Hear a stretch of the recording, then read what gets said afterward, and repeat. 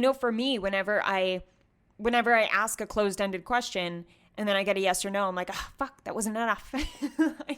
And then I notice it. I'm like, wait, I still need more. Like, why do I feel like, still stuck? And it's like, oh, because I only got a yes or no and I don't know the reasoning behind the yes or no. Let me ask another question so I can understand the reasoning, and then I put myself out there again to ask another question.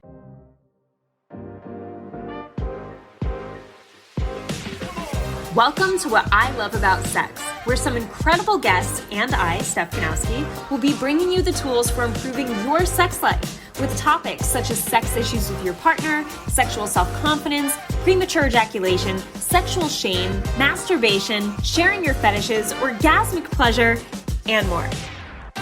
Sex is still so taboo, and I personally believe that by improving our understanding and communication skills around sex, we can enhance our own self-pleasure as well as deepening our long-term romantic relationships. So listen in, try to stay open-minded, and let's get started.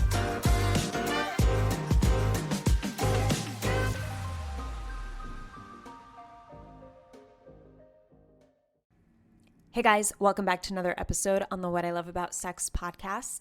Today's episode is a specific sex communication tip that hopefully is very helpful for all of you guys. And before I dive into it, I want to remind you that the next week is my second masterclass. It is called How to Get More Blowjobs and Put Her in a Sexy Mood. This is mostly around communication. All right, so what I'll be speaking about today is a tiny part of what you'll get out of that masterclass because it is all around getting you comfortable opening up more sexually with your partner in conversation, by asking questions, by showing that you care, which is what women are really looking for. Women are looking to be heard, and they're looking to have discussions with you and create more emotional intimacy with you so that they can be sexually vulnerable with you as well. The missing piece is often communication. So really important masterclass. Definitely sign up. The registration link is in the description of this episode. All right, so today's communication tip that I'm going to share with you is about asking open-ended questions, especially when it comes to your sex life. All right, so we're going to use couple sex examples today, but I want you to see the difference in how powerful it is to ask an open-ended question versus a closed question. So a closed question results in a yes or no answer. That's it. It can't go any farther because it's a question that sounds like, do you want to try this toy? Do you want to try anal sex? And if your partner's like, no, and no, the conversation stops there, right? It's kind of awkward to continue. And sometimes people do try to continue, obviously, but then it's just more frustrating for the receiving partner because it feels like a bunch of conversations are stopping and starting, and it doesn't flow. It also doesn't show you a lot about what the person's feeling because you're not digging into, you're not like taking it further. It's like being chopped, and then you ask something else, and then it's chopped, and then you ask something else. So we are often in this habit of asking yes or no questions because it's typically easier to ask these type of questions, and they don't require a lot of vulnerability. It's usually just a yes or no response we're looking for. But when we get no as a response, we feel that much more frustrated because we don't understand why. And instead of getting further information by asking an open-ended question, we sit with that no and we feel rejection and we feel anger, and then we get defensive and say mean things back. So it's more likely to lead to a lot of problems when you think in terms of closed-minded questions. Now let's look at an example of an open-ended question with the same example I gave you of the toy. Instead of saying, hey, do you want to try this toy? An example of an open-ended question would be something like, hey, what do you think of this? What do you think of these toys on this website? Which one speaks to you most? See, that's presenting her with something, first of all, and this doesn't always have to be the case, but if you were to actually show her the website as you're scrolling, so that she can actually view it and give you a response and open up a dialogue around it, then it's more like, hey, which toy looks best to you? Which of these would you try, if any? Why would you try that? These are open-ended questions. Which one? Why would you do it? How do you feel about this? It's not, which one of these do you want to try? It's not, would you try this? Which is a closed question. So notice the difference in that, because if you're asking a question like, which one of these stands out most to you and why? Or which one of these which one of these would you like to try? Which one of these do you think we should try? I was thinking about this one. What are your thoughts on that? You're actually looking for her feedback. You're actually being curious, right? And I did a few episodes speaking a lot around curiosity and the importance of being curious. I know I talked about this a lot in the rejection episode, handling rejection, that I did maybe like 2 episodes ago or something. But it's the whole idea that the more curious you are, genuinely curious, the more likely you are to ask open-ended questions. So if you're struggling asking open-ended questions and you find yourself always asking closed questions that only require a yes or no, I want you to go back to curiosity and ask yourself, all right, am I being curious or am I putting my guard up? Am I actually opening up a conversation that may give me answers I don't want to hear, but I can learn more? Or am I asking closed-ended questions to keep me safer? Because that's what we tend to do. Whenever we're asking closed questions, it's a subconscious feeling of like wanting to end the conversation because it's a little uncomfortable. And you might be afraid of what response you get or what details you get. So you only ask a question that gets you an answer, but also protects you. It's like it's a protective mechanism in a way. Sometimes people are just doing it out of habit because that's all they've ever known. So it's not always, this protective thing. A lot of people are frustrated because they never get answers, but they don't realize that they're only asking these closed questions. And when you ask closed questions constantly, like I said, you never really learn. You never really get the whole story. You just get the result answer. You don't get the feelings that led to that answer. So that's what it takes to be a better communicator and to be better at expressing your own emotions too, is to be able to ask these questions. And then when you share these questions, I think for men, what is easier for you guys to get in the habit of sharing how you're feeling about something. Oh, sorry. My alarm, even though I've been up for 2 hours. Cool. Even when sorry, that threw me off a little bit. Okay, so I think for men, what is better is to get in the habit of asking open-ended questions to get her to have a response that's more detailed and expressive. And in turn, that makes you feel like you can then share more of your details and expression, right? Because if we can feel safe in our conversation with our partner, we're more likely to give more information to them. And sometimes that safety comes from seeing them be expressive and give us some details. And it's like, okay, well, now it's my turn. Now I can do that too. Or you can look at it the other way, where it's like, all right, I'm going to do my best to open up and share my thoughts on this. And then I'm going to ask her a question. Maybe if she's less receptive to discussions like this and you're more comfortable in the conversations, maybe it's about you starting with, hey, I was looking at this website and I thought maybe we could try this toy. And I thought so because I thought you'd really like it because of this feature, and I would really like it because of this feature. What do you think about it? And that way you're sharing and expressing first, and then you're opening the door for her to share and express also. So maybe first determining, am I more comfortable Or do I find myself to be the one who is more comfortable expressing themselves in the relationship? And maybe that means that I need to share a little bit more before asking an open-ended question. And if your partner, if she's usually sharing more, then maybe it's about asking her the question first, hearing her response, and then acknowledging her response and then reacting with your detail and expression. All right, so I hope this is landing for you, because it is so effective when you start asking questions that lead to the whole story versus asking questions that lead to a yes or no. It feels like a dead end, right? I know for me, whenever I ask a closed-ended question and then I get a yes or no, I'm like, oh, fuck, that wasn't enough. And then I notice it. I'm like, wait, I still need more. Like, why do I feel like, still stuck? And it's like, oh, because I only got a yes or no and I don't know the reasoning behind the yes or no.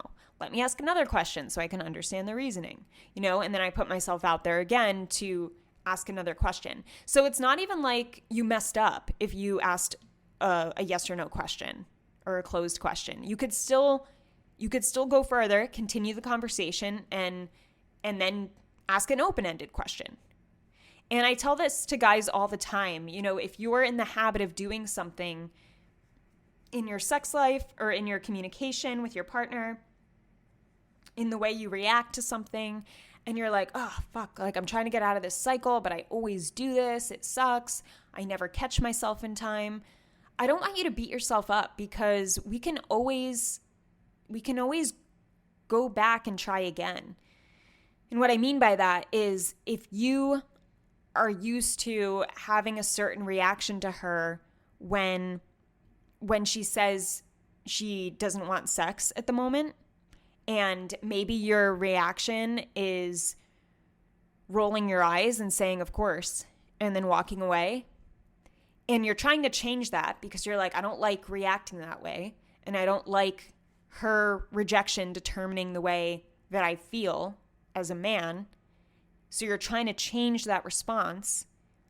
In the beginning of changing that response, first of all, you got to understand what you want the new response to be, right? You can't just come up with it in that moment when it's heated and your emotions are high, right? That's not going to work. So you have to get clear on, all right, what do I want my response to be to rejection that's constructive and that I feel proud of for reacting that way. I feel emotionally mature reacting that way.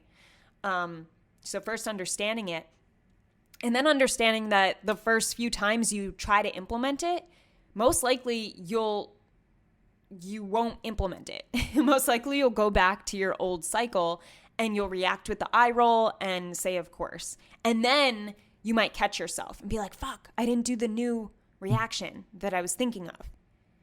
And instead of beating yourself up, just acknowledge that and tell yourself, oh shit, I didn't do the new reaction.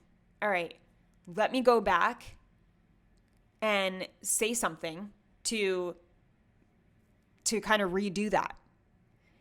Because if you catch yourself and you go back and then you go back to her and you say, hey, just so you know, I didn't want to roll my eyes and say, of course. I'm frustrated that we can't have sex right now, but I understand it's not going to work now. Maybe we can talk later about a time when it can work. What do you think about that? And that's constructive. That's going back and you're kind of redoing what you did in order to change the cycle of behavior. So I always tell guys, like, no matter what it is, it could be rejection, it could be anything. If you realize that you have a tendency to do something and you're caught in a cycle of reacting a certain way, you don't have to look at it as, fuck, I failed again. You could catch yourself and say, all right, let me go back and fix it. Not fix it meaning go make her feel better. It's not about that. It's about making yourself. It's more about making yourself feel better about your own reaction. Okay, so this isn't just done to please her. That's not what I'm saying. This is done to please yourself. Because if you have a goal of changing your behavior, then you need to catch when you have the wrong behavior and you need to immediately change it. And even if there's a time lag, You can still do that, and it will still be so much more effective for the next time you encounter that same situation. You're that much more likely to respond the way that you want to respond because you've been aware and you've been fixing it. And that time gap will shorten and shorten. I think it also works really well when you're trying to try new things in the bedroom. So I always get the question of, how do I incorporate spicier sex? How do we try new things? How do I get her to try this? How do I get her to give me more blowjobs? Which is what a portion of this my masterclass is going to be about next Thursday. And what this is, what gets you the answer is open questions, right? Questions like, hey, how do you feel about bondage and spanking? How do you feel about anal sex? Why do you feel that way? If you were to try it, what would it take for you to try it? Or even think about trying it? What's the most exciting part about it to you? See how you're not just saying, hey, you want to try anal? No. Okay, fuck. Like you're trying to understand where the person's coming from, where your partner's coming from.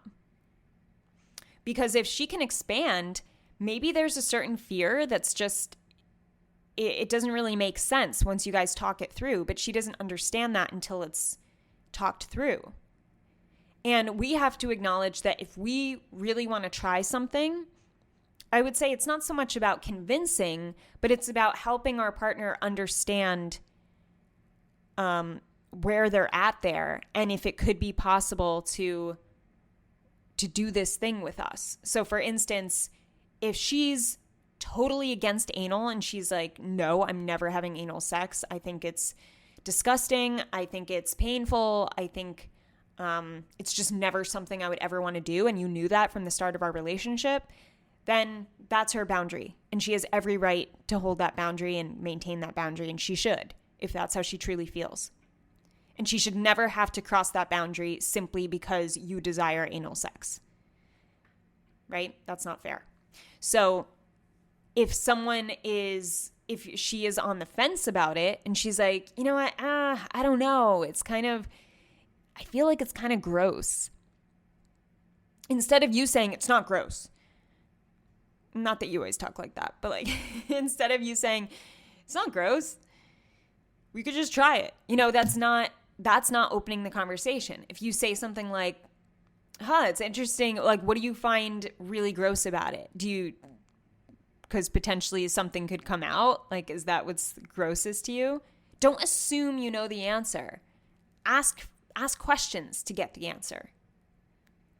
No assumptions, right? Because that's where frustration comes from. You assume, and then you start talking as though she told you something that she didn't actually tell you. So to ask a question like, okay, what do you think is gross about it? I'm curious. And she's like, oh, well, it's in there. What if this happens? I heard a story of a girl where this happened and that kind of scarred me. And then saying something like, yeah, well, that's pretty intense. I don't think that's the average person. That's kind of a crazy story. And that is I could see how that could be scarring. But what do you think about, what if we tried like really, really slow, like even with a pinky finger? Would that be just as gross for you? I don't know, probably. Really? What about if I just like touched it and rubbed it and saw how you felt about that? Would that still be great? Is that something you think you would ever try? I don't know. Maybe I'd try that. Okay. Yeah. I mean, if we tried that, we can even use a lot of lube, and I would just add a little bit of pressure, and I promise, I won't do anything you don't want me to do. I could just stay on the outside and just see how you feel about it. We could just try it and see how it feels. Would you be down like next time? And before we have sex, I'll just mention it. Okay. Yeah, maybe. Yeah, let me know. Next time we have sex, mention it. And then maybe we'll give it a try that time. Okay. All right. Yeah, let's just try it out. And if you're not a fan, we can maybe try something else. Okay. See how there's no shaming. There's no defensiveness. It's an open, understanding conversation that leads to an effective outcome of actually trying something that she is comfortable with, he's desiring at a baby step level, right? I always say, like, start with the baby steps, start really, really small.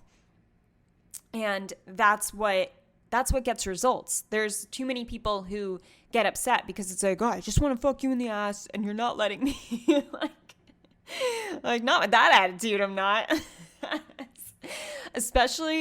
especially anal sex, I think, because I'm using this example because I get so many guys who are like, how can I convince her to do anal? And anal is it's so vulnerable. It can be extremely uncomfortable if done incorrectly or done too quickly. And a woman really needs to trust you sexually, and she really has to feel relaxed in order for it to be pleasurable. So if she's not in complete trust with you, aka she has not had a talk about it with you, like what I just talked about, the example I just gave, most likely she will not feel comfortable if she doesn't extensively talk it through with you. And not every woman is going to have to do that, but I think most women will who have not had it before, because it can be very scary and, like I said, uncomfortable. And you want a man who you completely trust and a communication level in order to do things like that. It's not the same as vaginal sex. It is not. The vagina can take a beating, you know? It's like, I mean, most vaginas, I shouldn't say that because some women do have, not all vaginas can. I take that back.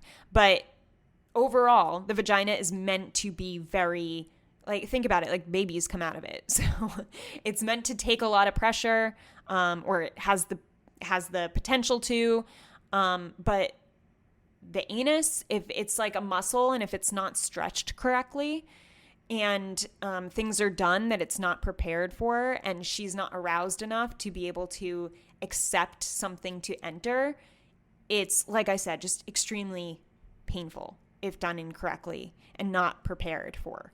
So that's why it takes a level of communication to try things like this.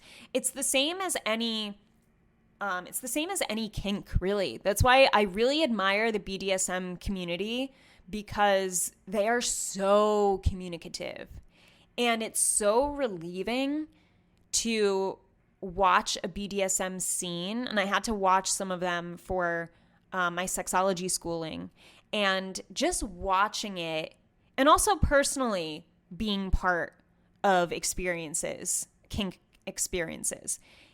It's so much communication. Like, it is so much, hey, this is what we're going to do exactly. This is how fast it's going to go. How do you feel about that? Are you ready to try this? When I say this word, I will stop immediately. Say the word back to me. Like, when you're really creating a safe environment, you have to overly communicate. So the fact that you're overly communicating, it makes you feel this extra safety with the person. And that's why afterwards, it actually is more bonding, because the experience was there's so much communication in the beginning. It was so intense throughout the sexual experience. There's a lot of like feelings and emotions, and sometimes pain is involved, and all these things are involved, right? And then afterwards, the majority of BDSM partners who participate in it will also take very seriously the post-sexual experience or the post-BDSM experience. It's not always about penetration. So the fact that it opens with so much communication is very intense and expressive, and then closes with a lot of emotional connection and concern around how it went for them. Not concern, but more communication. So that's how I believe all sex should be, to a certain extent. I mean, I don't think you need to overly communicate as much if you're into a kink as if you were into a kink the majority of the time, but it's just you have to think about doing things outside the norm need even more communication than you would think. So if she's not getting that communication and she's not understanding that you know how she feels and what she's apprehensive about, if you're clueless about that side, she'll just keep saying no because she doesn't feel emotionally ready and the conversation has not been opened up, or there are no details within it. Like, she's not able to fully express how she's feeling. And that's how we typically move forward with things, right? It's like when our partner has a full understanding of something and we know that they're listening and they know how we actually feel and they're not assuming. They actually are listening and know how we feel. That's when we feel safe with them. And this is why a lot of women feel like men don't listen, because they'll say something and the guy will be like, no, that's ridiculous. Why would you feel that way? And it's like, okay, but those are my feelings. Like, you can't just label them ridiculous and move on with the conversation. That's not fair.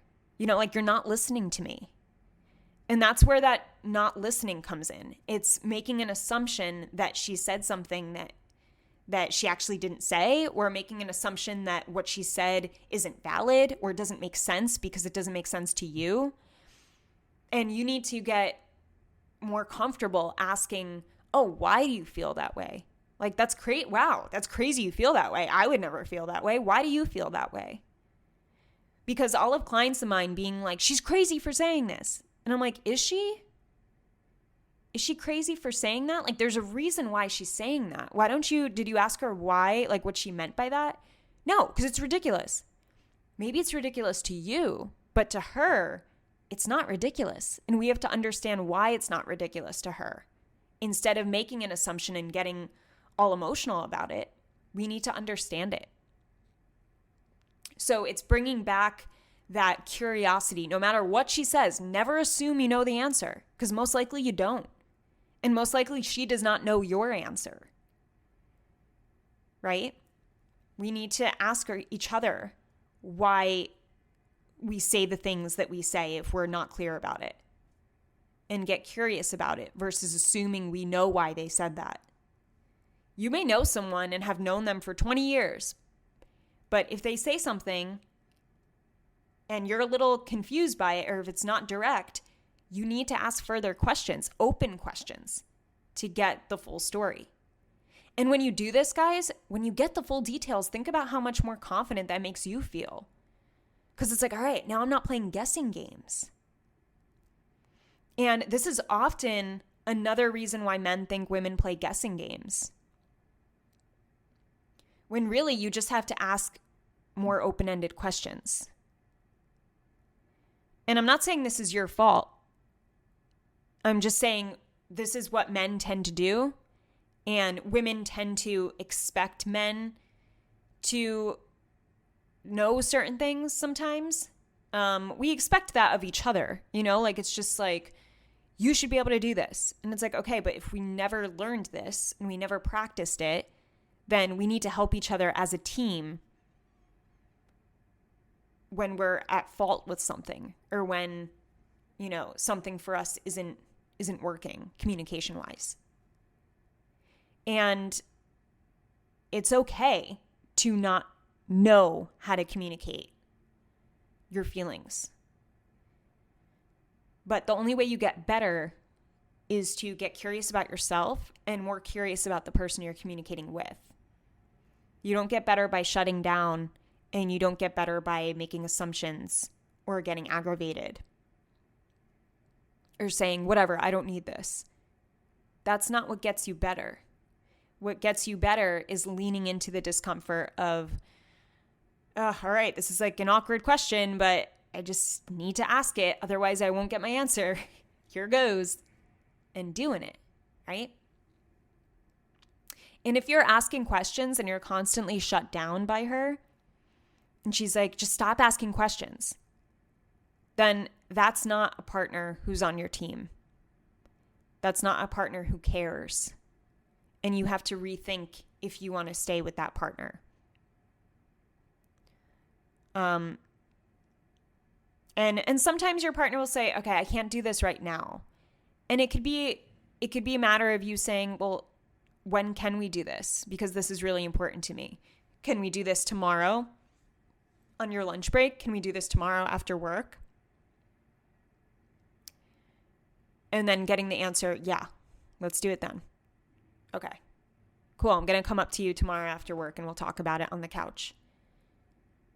That's effective. It's also respecting your partner's boundaries in the moment, because we can't always expect people to share openly about things at every moment just because we're being open. You know, we also have to acknowledge that they may not be ready to answer that question, maybe need some time to think, and are a little thrown off because they're not used to talking this way with you. So maybe they need some time. But as long as you know you're being respected and the conversation will happen, and you know when it's going to happen in the future, then that's what you have to look at. Don't see it as rejection. Just see it as, okay, she's not ready for this conversation right now, but I did make a point to have this conversation in the near future, and we're going to start with where we're both comfortable. All right, so I know this is a lot, but this was kind of, me going on a few tangents that come from the importance of open questioning in your communication. And for you guys to have the understanding that the better you get at asking questions, then the more you lead with curiosity, the more confident you're going to be as men. This is not about doing everything that's best for your female partner and leaving yourself in the dust. This is more for you than for anyone. And I'm not saying it's not to benefit her also. Of course, this is benefiting you both as a team, and I hope you see that. I hope you see that this is making you more confident and more comfortable having conversations and standing up for yourself, and this will make you more comfortable in setting boundaries and expressing your emotions and getting answers from her so that you feel better in the relationship as a whole, and getting to the point where you can try new things in bed.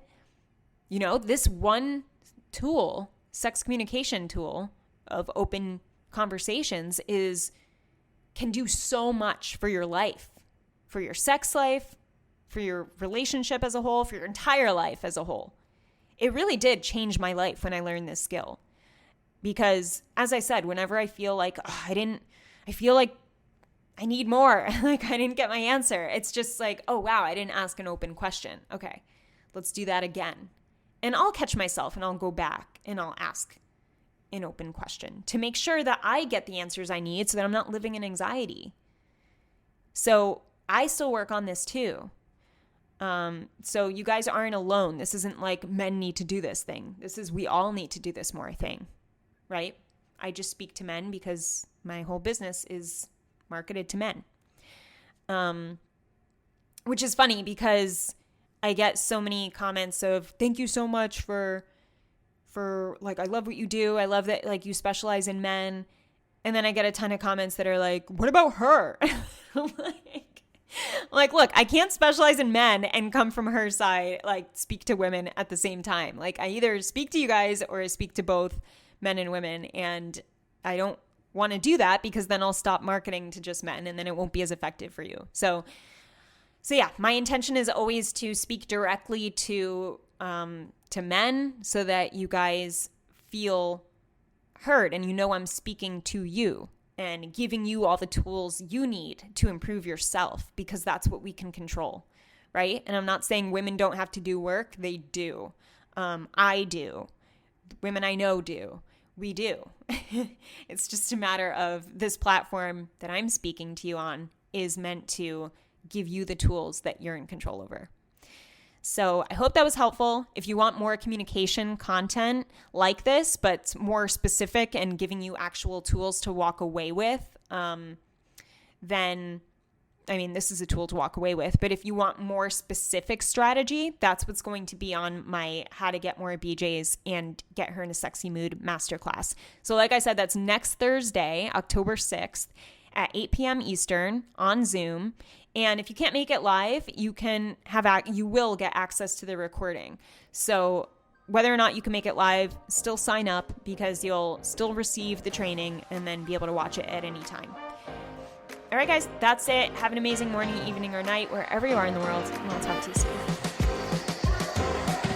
I hope this episode helped you. If it did, I would love for you to leave me an iTunes review. It would mean the world to me. You can also screenshot your favorite episodes and tag me on Instagram at Steph Ganowski. And before I go, remember, your sex life is as good as you make it out to be. Until next time.